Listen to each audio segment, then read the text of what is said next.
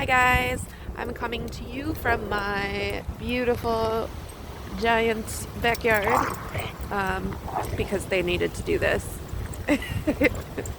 So, yesterday I said that we were going to go ahead and talk about loving yourself. Real quick, I just wanted to mention that I never finished my story about how my husband and I met, but we'll get to that eventually. And I guess I didn't really cover what happened with my ankle either, the reason that I stopped hula hooping and doing stuff like that. So we'll get to that because that actually has a lot to do with my topic of self-love. Um, so I guess my first thing is loving yourself through mental illness. One of the things that comes with mental illness is not being able to take care of yourself properly. Um, a lot of times, especially with bipolar people, um, even taking a shower every day or brushing your teeth every day or washing your face before bed, stuff like that is all can all be really difficult for somebody with mental illness. Um, so So, self-care is a big one. Obviously, we have to learn how to take care of ourselves and love ourselves enough to get past mental illness to be able to take care of ourselves properly. But that's really hard when you don't really love yourself very much. A lot of times, um, mental illness makes you love yourself even less um, because you're consistently wondering what's wrong with you and why you can't be normal, um, and just how difficult it is to just like do normal tasks. It's really hard to love yourself through all of that difficultness. I have a major issue with loving myself. I have a really hard time doing much of anything, honestly, especially when I'm in a really bad place. As I had said before, this year has been very rough on my mental illness. I am one of those people that thrive on a schedule and structure, and it's hard to kind of create structure for yourself when you're mentally ill. Um, so it's kind of put a damper on my self-esteem a little bit because I feel like I'm useless and I feel like I can't do all the things that that an adult is supposed to do, that a wife is supposed to do, that a animal mom is supposed to do, hopefully future mom is supposed to do. And it's not necessarily that I can't, because I can, but learning how to kind of work around your mental illness and learning how to do it in spite of your mental illness is definitely a challenge. So it's a big one for me. It's hard for me to look around my house and see a mess and feel good about myself. But it's also hard to do it in the first place. So yeah, it's a little bit rough.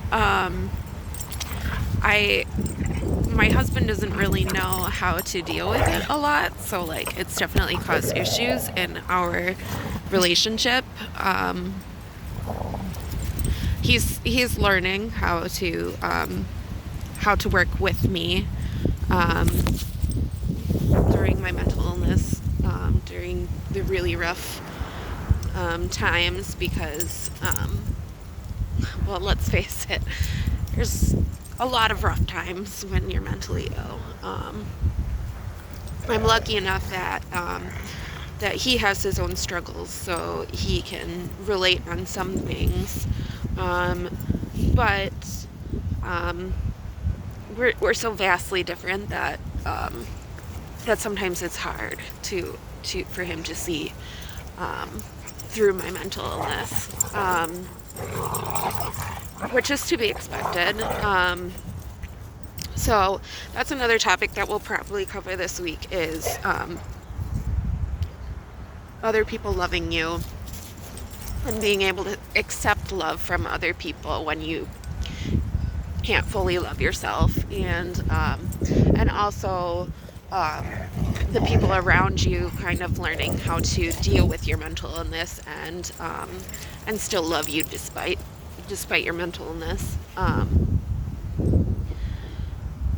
So let's see, self-love.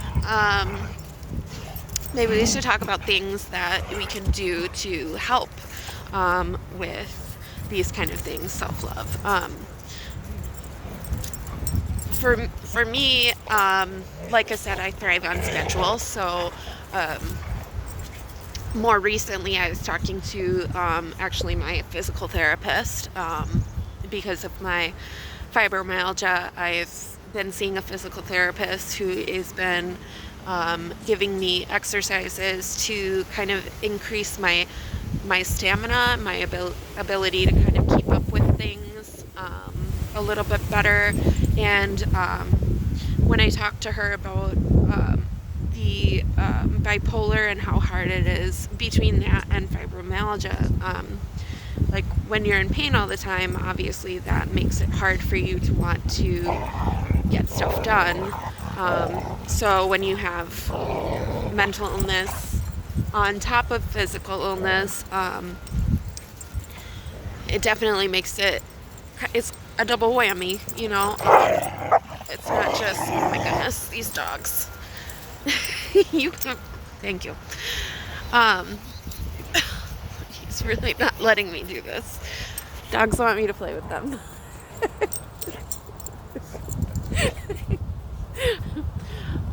Anyway, double whammy. It's a double whammy. So, one of the things that my physical therapist said that I should try is to write out a calendar, a goals sheet, if you will. So, she printed off a whole bunch of this, which is really nice because it's far from her job to discuss my mental illness with me, although I'm very lucky that the hospital that I've been working with, all of my doctors are through that particular hospital network.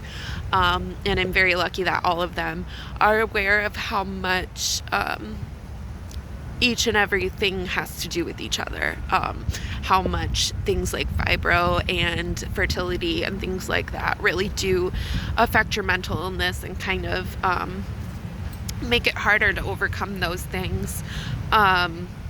So I've been very lucky about that. So she printed off a whole bunch of sheets for me that basically are just like daily goal sheets.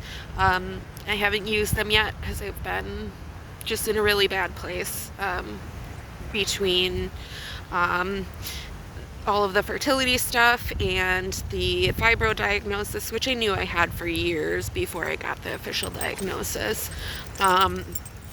But between all of that kind of stuff and all of the doctor's visits and being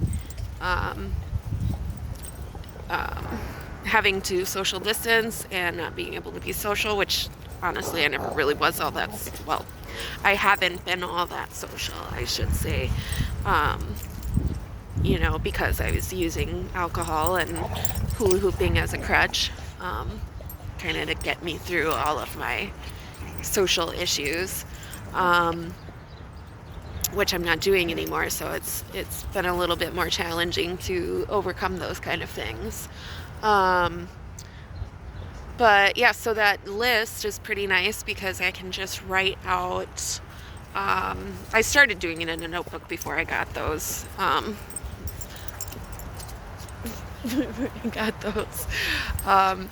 but it's really nice because you can write down small goals, small tasks, you know, brush my teeth this morning, take a shower, change my clothes, you know, stuff like that, stuff that can be really, really difficult when you're struggling. And it's kind of nice to see everything kind of checked off on the on the on the goals board, it's kind of nice to see, like it's you get a visual representation of the progress that you're making and stuff like that, which is really nice because things like brushing your teeth um, or taking a shower, like, yeah, it feels good after you've done it, but there's no, like, you don't get to, like, I don't know, you don't get like a sticker for it, I guess. And when you do like goals boards, it's kind of nice because you get stickers for, you know, even the most small medial tasks. So yeah, anyway, that's my video for today. We're already a little over on time, which nobody really cares about at this point, but yeah, tonight we'll continue talking about self-love and coping and things that we can do to help us show love for ourselves and take care of ourselves without overwhelming ourselves and all of that. So I love you guys. I hope you have a great day. Stay warm because it is chilly, and stay happy. Just find one little thing that makes you happy today, and focus on that. I will talk to you guys later tonight. Bye.